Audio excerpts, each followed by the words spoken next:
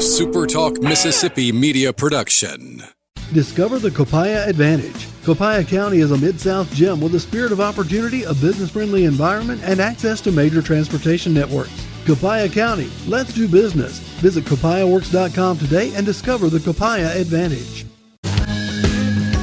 I'm Steve Azar, and I'm on the other side of the microphone, meaning I'm asking the questions this time, and oh, have mercy for the airwaves. I spent 20 years in Music City, wrote and made some hits, traveled the world, and then moved my family back to the birthplace of American music and where the magnolia trees prosper. And now every time I put my feet on Mississippi soil, when I'm off the road, well, I'm at peace. On this show, it's all about hearing the stories straight from the mouths of the friends I've made along the way, their journey to success. Heck, there might be someone on, I don't even know, but you know how us Mississippi types are. We tend to take well to new company.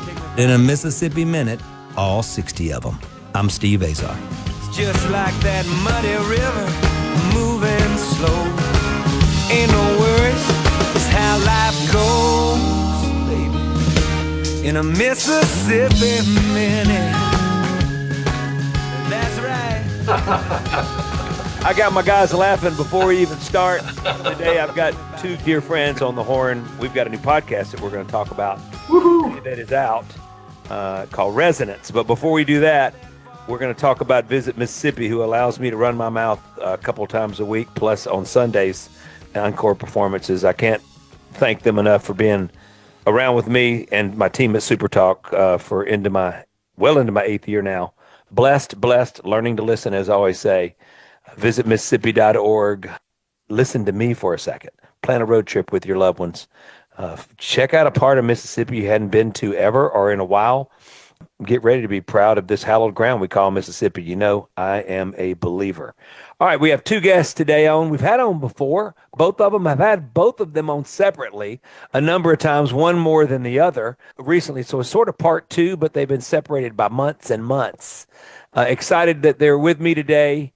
Guest number one, he is an award-winning author, speaker, strategic business coach, and Benedictine Oblate, drawing on nearly 40 years of business experience and the wisdom of the Rule of Benedict. As an author of acclaimed books, including Sell Like a Monk, The Sweet Spot Where Business Strategy, Positive Psychology, and Faith Principles Converge, and Ultimate Breakthrough Planning, and his upcoming book, More Thriving, Less Grumbling, which I love that title. His work, it empowers purpose-driven entrepreneurs, visionary leaders, and mission-focused organizations to achieve strategic growth, long-term success. Around curtain number two, if he would peep his head out, he grew up in Hawaii, my guest number two, and found himself with a debating scholarship all the way to Hotty Toddy land at Ole Miss, where he and his team, they won the national championship. How smart is that? Founder and big dog of his Extreme Arts and Sciences and co-founder of Strategic Arts and Sciences and Best Practices Media. He consults Fortune 500 companies and on down the line, even folks like me. He's also a co-author of the book Slam, Succeeding in a World of Too Busy and Evolutionaries. That takes me a lot just to say that. Besides being a great speaker, author, and having an innate ability and patience to work with most of the powerful CEOs on planet Earth and actually listen to them, most importantly, that's what I said. He listens to them, and he makes a difference in their world. So let's get to it right now with my buddies who have started this new podcast with me that's out everywhere called Resonance, Randy Harrington and Mike Farrell. What's up, guys? Hey. Steve. I introduced y'all backwards because really it should have been Mike Farrell first with the monk, and never mind. Anyway, nobody's keeping up out there, but it's good to be here, and I'm wearing my thematic shirt. I don't have to be me till Monday, and that's where I want to start this conversation. That's a good one. It's a good shirt. That's a good one. Gwen designed this. She designs them for our charity event, and then we buy the rest of them that we don't give away, and then we give them away either through the business or we sell them. Well, you look styling in it. It's a hoodie. It's got a hoodie. You know? I wore mine around town on Saturday. All right. So listen real quick. So let's talk about that first. But before I want to dig in, we're excited about our new podcast. We've been talking about working together. It's a podcast, and it's called Resonance. Randy, you want to explain what this podcast is about? Well, Mike's got all the proper words to describe it. So I'm not, what I'm going to say though is this is three people who believe that if we get in touch with the deeper parts of our soul, we'll actually do better in our lives and business. And so it's a connection between soul and business. But the way we think you can do that best is by bringing in things like stories and, most importantly, music in as a way to get that done. Mike, now say it the way it should be said. It's a podcast that unpacks the power of song, silence, and strategy. There you go. See, I knew he'd nail it. I'd yammer all around and it'd be like, whatever. I love it. Well, I got to tell you guys, we've talked about this when obviously I've known Randy longer, and Mike, you and I have become fast friends over the last year plus now, year and a week.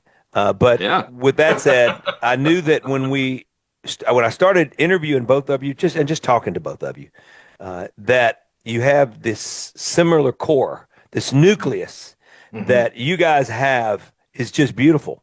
It's all about heart and soul, and how you're able to use that in your workplace, and also consult some of the biggest companies there are. I just think that that's a credit to both of you, and that excited me to know that it could be done like that. You know? Yep. Yeah, so Resonance is going to be a chance to just really explore these issues. And it's a different take on the just kind of like, how do you win? How do we make as much money as possible? How do we, blah, blah, blah, blah, blah. I mean, we're going to be talking about success. There's no doubt about it. We're not, this is about how you do the best you can possibly do in business while doing the best you can possibly do for humanity and for your family. And for your community, right? So we're all into that whole concept of like quadruple bottom line stuff.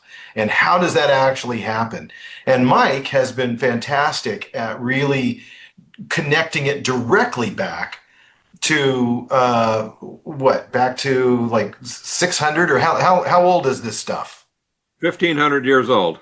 1,500-year-old stuff, and it knocks my socks off when you realize that these ideas that the Benedictine monks have been working with over the centuries, even though there's been ups and downs all through history, this stuff just works. And so let's tap right on into that, because we need to find stuff that works in our world. The only thing I know about 1,500 years, I'm pretty sure that a buddy of mine in Michigan who makes Stacy Pita chips, Mr. Good bars, Quaker oats, all this stuff, he has a lot of wine cellars, and in one of them is a 1,500-year-old cognac.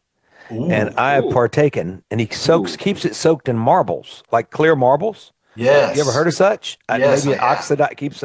I don't know. He tried to explain it, but anyway, I think I know who you're talking about. This person is very interesting. Yeah, amazing guy. Anyway, did you like it? Did it taste good? It was really good, but he's a guy that will have nothing in his cellars but wines from France. Nothing. And I've had a couple bottles that were very expensive that you might as well have been drinking Robitussin. Not that anything's wrong with Robitussin, but let's just say it was bad, and it went bad. Oh, yeah. So I was going, in California and Oregon and places upstate New York, you can get a really nice $20 bottle of wine that tasted better than that $4,000 bottle of Robitussin you just gave me. I don't want to hear it. Anyway, so Mike, have you ever gotten to experience CEOs that won't buy into the compassion aspect of sort of your way and approach to consult from that point of view? Well, I mean, I think there's a whole bunch of them out there that don't want to do that. And I think all you got to do is look around the world today, and certainly around the country, and see that, from a CEO standpoint, some of it depends on, are they a private or a public company? But, if they're answering to shareholders or stockholders, in many cases, they get caught in chasing these short-term results. The next quarter and the next quarter and the next quarter. And when you're constantly doing that, when you're not playing the long game, I think you fall into that trap of losing this whole idea of compassion and empathy. And, it's a catch-22 almost, because these leaders are wanting performance, they're wanting productivity, they're wanting profitability, but the way that they're treating their people they're not going to get it, at least not in the long term. And so it's really one of those things that I think is interesting when you start talking to them. Right. I love it. Let's take a quick break. Stay right there, and we're going to jump around a little bit, but this is sort of what Resonance is like, right, guys? I mean, it's a conversation between three of us that's we're having a lot of fun. Every time I get to learn a whole lot from you two, I appreciate it. Mike Farrell, Randy Harrington, my guest today. Visit Mississippi.org. Always wants you to be their guest. Check it out. We'll be right back. I'm Steve Azar.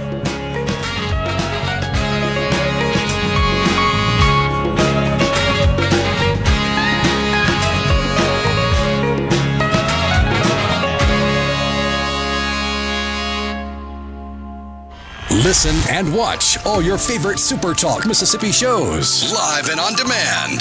Listen to tons of music. Plus, get the latest breaking news from across the state with the SuperTalk Mississippi app. The SuperTalk Mississippi app.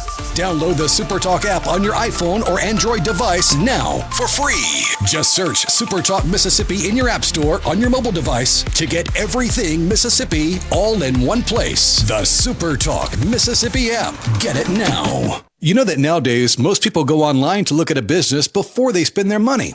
What if the online information about your business is incorrect, or even worse, not very flattering? If your online presence isn't great, you may be losing customers. STMM Digital's trusted and highly trained team is the answer. We're ready to work with you to help your business capitalize on the power of digital marketing. Call 601-991-2305 or go to stmmdigital.com to get started today.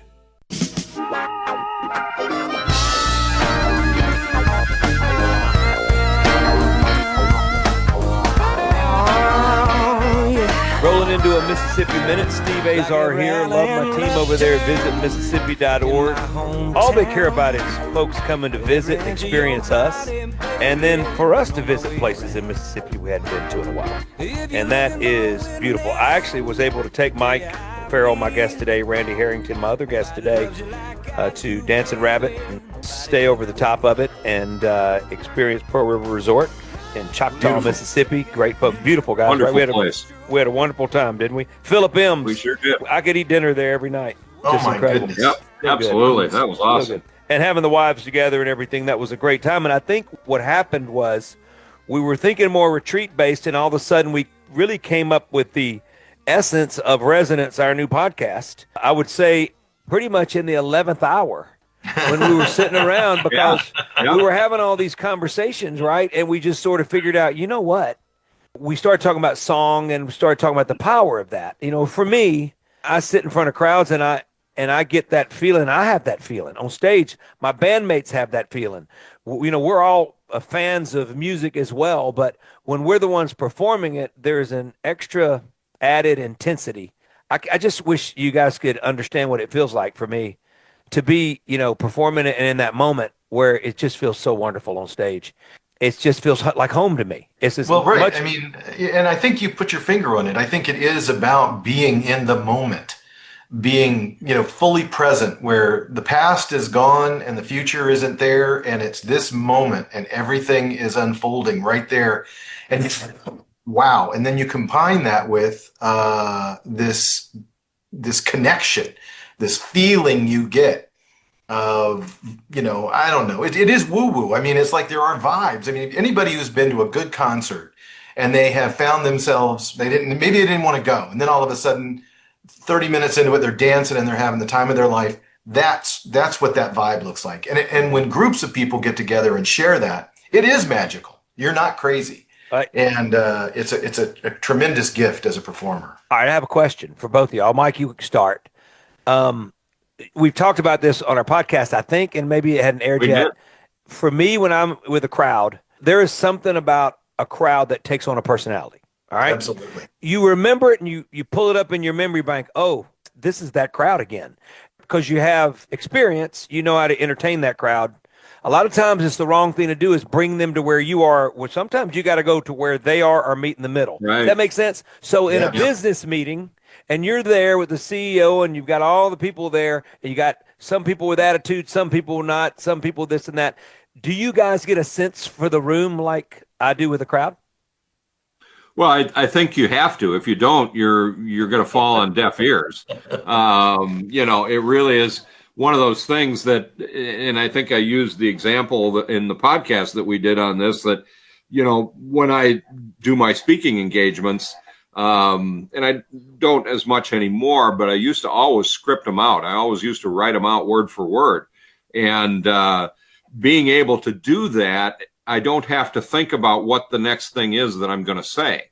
I know exactly what I'm going to say. And so that allows me to react to the audience that I'm speaking to. And I can begin to look for, physical gestures. I can, you look for heads nodding, or you look for quizzical looks, or, those kinds of things, because you get a sense on what the audience is talking about. And I think that it's very similar in a one-to-one situation, where if you're not understanding who it is you're talking to, and that gets to this whole idea of listening, if you're not listening and not understanding where they're coming from, and you're just talking down to them, it's a very different situation. And so I think, no different than you performing, Steve, and Randy, I know you talk about this as well, and you're speaking. If you're not engaging with the audience, you're going to lose them. Absolutely. It is an interdependence, right? It is about your success depends on the audience. And the audience success at some level depends on you as well as them. But it's the audience and you working together, trying to build that bridge to share meaning, value, understanding, build relationship. One of the things I can tell you about being a speaker is that 100% of the time when you walk into a room and talk to somebody, especially if you're in a speaker audience situation, 100% of the time that audience will reflect their perception of your emotional state.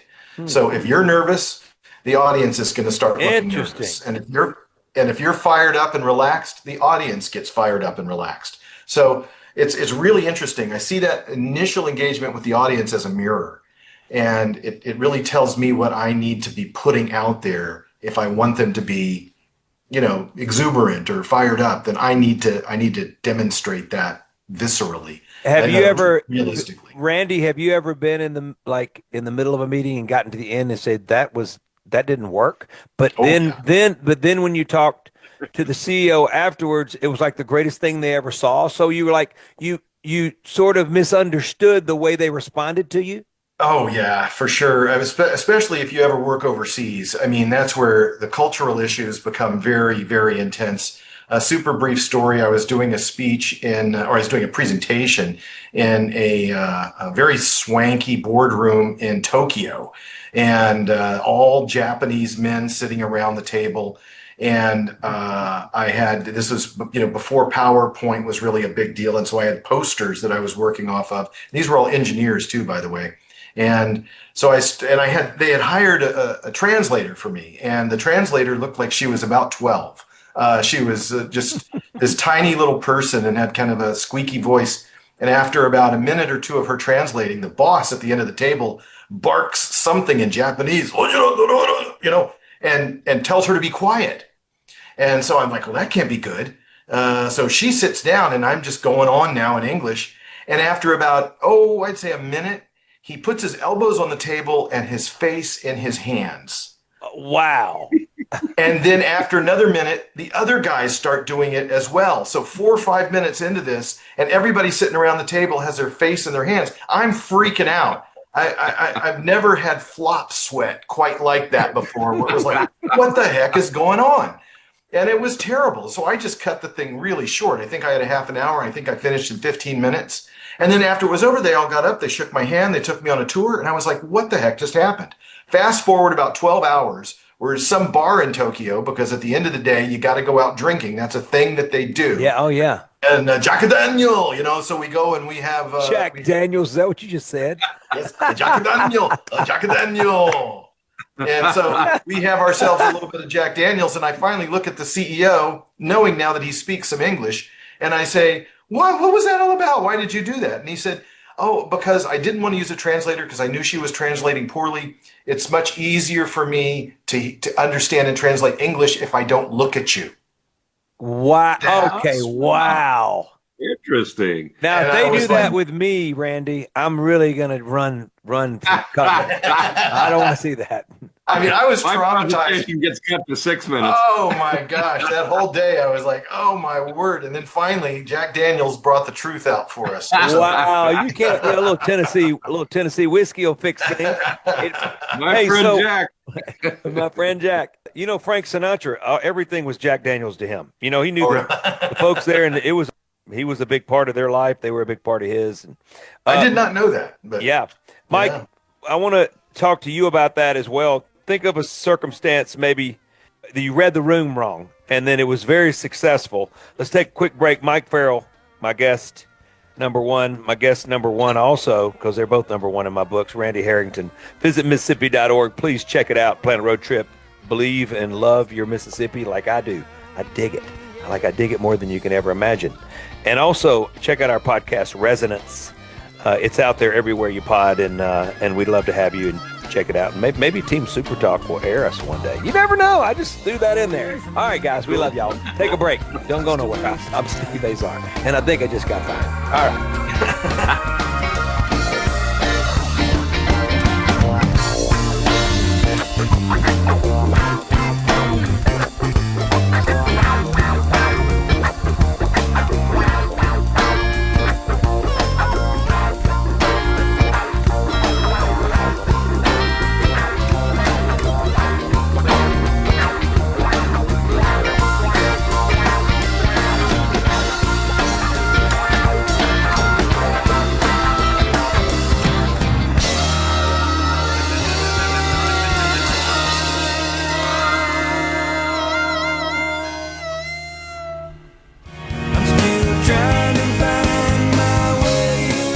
$20,000 available for first-time home buyers. Hey folks, Steve Azar here. Helping is the heart of our friends at Guarantee Bank. They offer programs like the Home Buyer Equity Leverage Partnership Grant that can assist qualified first-time home buyers with up to $20,000 towards down payment and provide home ownership counseling to empower you on your journey. These funds are first come, first served. Learn more about this program and to apply now, go to gbtonline.com. Guarantee Bank, member FDIC.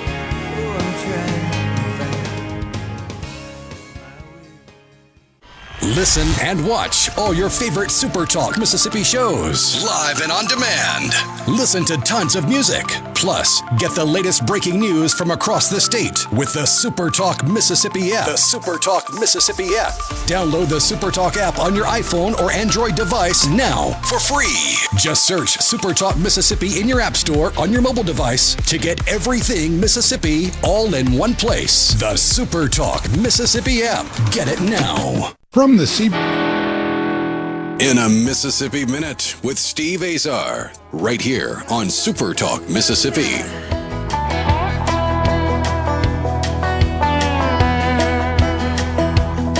We're all alone in the river and I don't know whether I'm sinking or swimming with you. Rolling into a Mississippi Minute like we did the last time. I'm supposed to rock this time, but sometimes, I like to roll even more so than rocking. My guest today, Mike Farrell, Randy Harrington, two incredible gentlemen, smart guys, dear friends. Visit Mississippi.org. They know what it's about. Randy won a national championship and brought it back to Ole Miss in debating back in the late 70s. And Mike has been to Mississippi soil. We baptized him, Randy and I, together at Dancing Rabbit Golf Club, and a great few days during the week with our wives. Go to visit Mississippi.org. Plan a road trip to your Gulf Coast. Ocean Springs will blow your mind. I love the Gulf Coast. Anyway, check it out and take in a beautiful Gulf Coast sunrise and a sunset, maybe a few of them. Visit Mississippi.org. Mike and Randy are my guests. Mike, let's go right into that little thing we were chatting on. You're in the room. Sure. It doesn't feel like it's working at all, and it ends up working out fantastically. Well, first off, Randy, I'm a little bit concerned because I don't believe I've ever heard him refer to us as gentlemen. So, Wow. I'm not sure where that's going, but Yeah, I'm hurt. I'm kind of hurt. I love it. Yeah, I mean, it's interesting. One that I can think of right off the top of my head. I did a series of leadership workshops for a big hospital organization whose roots were Benedictine. They were founded by the Benedictine sisters 100 years ago. And as I'm doing this, they brought in a couple of priests, and several of them were Benedictine oblates. I'm a Benedictine oblate, but I'm a relatively new Benedictine oblate. I've only been doing this for about 8 years now. And some of these folks have been oblates for many, many years. And what they wanted me to do was reconnect the Benedictine principles with their leadership team. And so that's what I was doing. We were doing a series of workshops over, I think, a 3-month period of time with their top executives. And so these folks are in the room with us. And as I'm going through some of these monk principles that, you guys have heard me talk about all the time, I'm looking at the priest, and I'm looking at these people that are Benedictine oblates, and they've got this sour look on their face, like, oh man. I'm thinking, oh, I don't know that they're going for my translation of the monk principles here, And so this goes on, these sessions go on, and I'm getting good feedback from some of the other folks, but I'm not getting anything from them. And finally, at the end, I finally get a chance to talk to one of the priests and a couple of the oblates, and both of them look at me and they said, "That was the most incredible thing we've ever heard. We've never heard the Benedictine principles translated into a business or leadership environment." But I'm thinking this is over 3 months, and I'm thinking, man, I'm not getting any bone here, guys. Come on, whatsoever. Give me a head nod. Give me a thumbs up. Right, something. So as you've gone through 3 months after that, did you sort of call them on it and say, "How about a little emotion"? Well, I really didn't. I think I was so blown away by the fact that they were enthralled with what I was doing. That was because I was thinking just the opposite, and I don't know that I even had a chance to. Wow. I caught myself to say, "Wow, that wasn't what I was expecting," but it was a big surprise. Did you celebrate in the Lemon Drop Bar at your house afterwards? Well, I certainly did celebrate in the Lemon Drop Bar, and you got to. Isn't it a relief, Mike, when you get that feeling? It's like, oh, okay, wow, oh my goodness, because you carry it around like a just a wet hat on your head. It's just terrible. Yeah, and especially when you do it over that long a period of time with them. You're going back and you're thinking, oh God, what else do I need to do in these, in these slides and these presentations and the exercises and that kind of thing to engage them. Mm-hmm. And it's like, wow, I didn't see that one coming. Yeah. All right, let's jump a little bit. What about generosity and how important it is in leadership? That's something that you guys, have been drilling in my head. Not just financial generosity, right? But giving of time, being present, and showing up. All the aspects of generosity. So, Mike, you want to start there? Yeah, I think, and what really prompted me to start thinking about that topic, not that I haven't before, but, Steve, you were in Sioux Falls just recently, and I'll tell the story. Steve came to my grandchildren's Catholic school, elementary school, Christ the King, and did his song "One Mississippi" with the entire school. And they sang it with it. Yeah, and they sang it. And they practiced for the better part of 2 weeks since school had started, so they had the words down. So the generosity aspect of that, not only is it, Steve, you giving your time to do that, to come and spend the time with them, but if you would have been there and seen the engagement that Steve had with the kids, he really made them feel special. And it was really, really cool. And I've gone back now and watched a lot of the video from it and that kind of thing. And it was really amazing. And even to the point where I was at Mass last Sunday, and after Mass, they do coffee and donuts, and everybody was still talking about how you engaged with the kids. And in fact, one parent told me that the kids made them listen to One Mississippi on the way to church in the car. So I love it. You know what? Let me say this. So I don't see the word generous being any part of me going to do that. Okay. So I feel like, first of all, I'm obligated to our song, having the state song. I'm obligated, and the fact that you brought me to a school in South Dakota that they knew the song, then you read the book to them and they were so engaged and they loved it and that they know it. I'm the one that feels like everybody was being generous to me, and I'm the one that felt really grateful. And so that is zero effort. I'm the one that's rewarded, I feel like. Is that best way to explain it? Sure, and I think that's true. But on the other hand, and I know you well enough now to know that generosity aspect is part of who you are. Yes.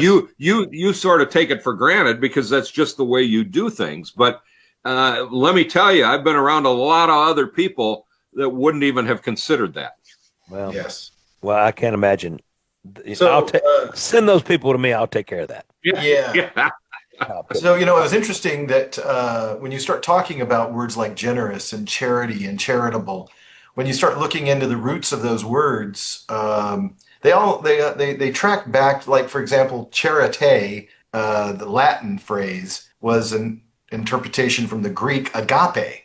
And so agape, of course, is a form of love, and it is a form of love that is pure. There's nothing required. It's pure, complete. It's the most direct form of love. And so I really do feel like this is an expression of love when you're doing even simple acts of charity.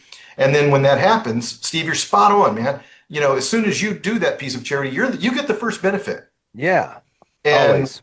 And so it is this wonderful kind of dynamic that begins to occur there. And I think that when you start talking particularly about kids and other innocence in the world, that's where, it just really, really pulls the heartstrings. Yeah. Well, to me, the greatest gift is the ability to give. Mm-hmm. I mean, Mississippi does that very well.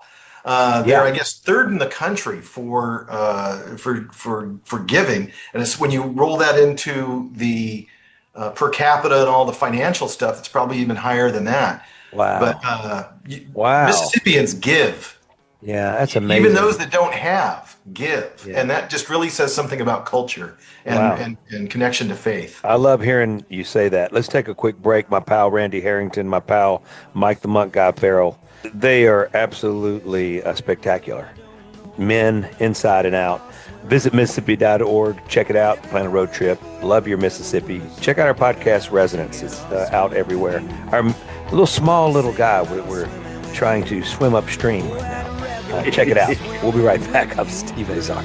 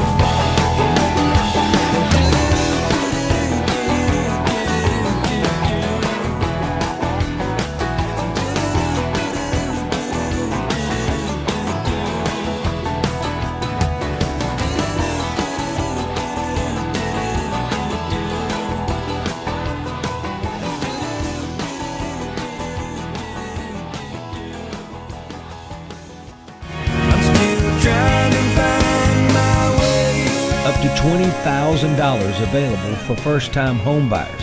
Hey folks, Steve Azar here. Helping is the heart of our friends at Guarantee Bank. They offer programs like the Home Buyer Equity Leverage Partnership Grant that can assist qualified first-time home buyers with up to $20,000 towards down payment and provide home ownership counseling to empower you on your journey. These funds are first come, first served. Learn more about this program and to apply now, go to gbtonline.com. Guarantee Bank, member FDIC.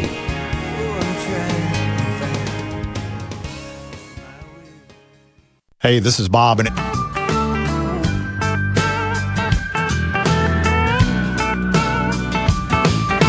when I was 16, I knew everything. Opportunity grew on trees. street. A little segment left in a Mississippi Minute. Mike the Monk Guy Farrell, Randy Harrington, both authors, both wonderful consultants, both now my comrades, and visit Mississippi.org. The only reason I get to do this. Thank you guys. I love y'all so much. But our podcast that is available everywhere is Resonance. And this is sort of a little take of what we do, but we're a little more organized because they run the show. From our end, Mike runs the show. He does. And this is me running my show, and you guys all know how loose I am. It gets looser and looser by the second. I grew up watching Andy Griffith, and I always wanted to have a radio show and podcast that was like Andy and Barney on the front porch after eating a meal. Aunt B coming out, give them a little ice cream and a little apple pie. Yes. Opie sitting in the rocker. Opie getting in trouble, something he did or didn't do. I don't know. I think that show should be required watching, by the way. Yeah, it's the best. It's the best. Anyway, I appreciate you guys hanging with me for a second time. Killing Me is our fourth episode. It was the latest song that I put out. You guys were intrigued with that, which I love to hear from a business standpoint.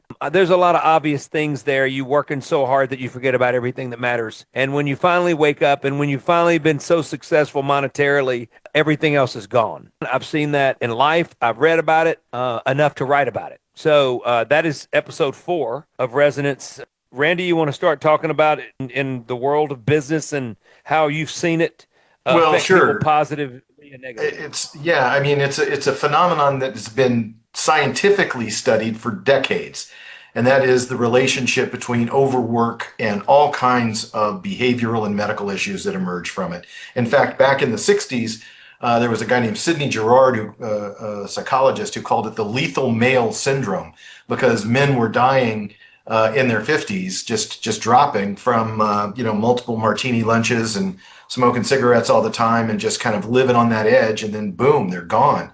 And sadly now, lethal male syndrome continues to exist, but women are joining right in with that as well. So it's as likely to damage a woman as it is a man these days. But yeah, it's kind of a crisis, and I think the real crisis for me anyway, when I've experienced this, is you get so caught up in the work, you stop paying attention to the things that are important. And all of a sudden you find yourself a year, 2, 3 years down the road realizing you haven't had a good night's sleep in 2 or 3 years or something like that. And that's why you look the way you look and feel the way you feel. And so the trick is not letting it get that far down the road and taking those short breaks in between. And that's one of the reasons I think your song was such a big hit. I Don't Have to Be Me Till Monday, because it was just giving us permission to say, I'm going to take a little bit of time to take care of me and my family and to heal a little bit. Now, if you're saying I don't have to be me till Monday and you're drinking, 71 margaritas, that could be a problem. But balance, everybody. Balance. Balance. It's all about balance. Just add an extra day off, but have balance. Stir in an extra day off. But yeah, it's. I guess what I'm trying to say is it's real, it's dangerous, and it ultimately isn't helpful for your business. And I think that's what we can also speak to. And I know Mike is dialed in on that stuff. Mike? Well, and I think the other thing about the song, and Randy and you and I both talked about this, it hit home. We've both been there. We've been there and killing me. Yes. Oh yeah. It was like I thought he was singing to me. Yeah. It was like, dude. No. You're wrong because, well, I'm gonna let you talk because you guys are still standing and happy. Yeah, we danced with that devil though. That's what Mike. Oh is yeah, saying. I know, Mike. He's right. I know. Go ahead, Mike. Right, and I can tell you in my situation, I lost everything because of it, and had to work my way back. So I was on the roller coaster, and I was chasing success. I was chasing all the fun stuff and the toys and all of those kinds of things, and that status and all of those things that you chase.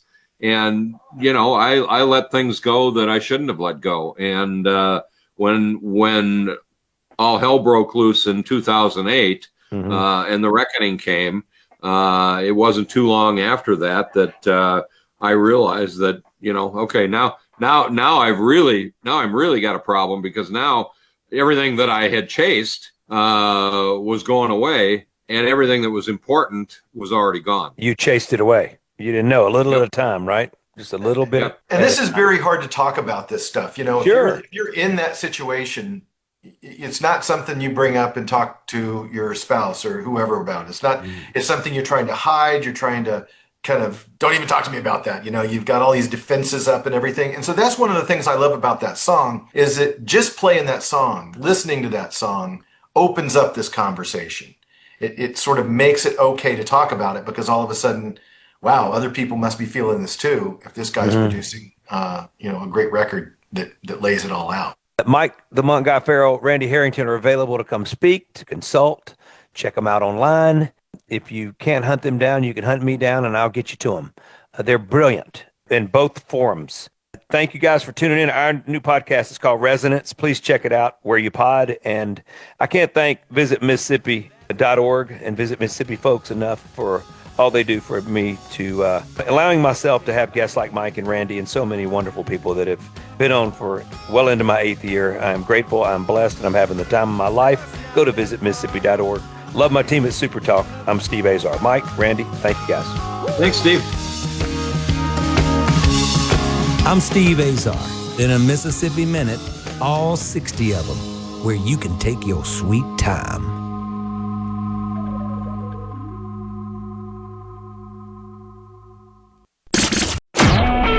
A SuperTalk Mississippi Media production.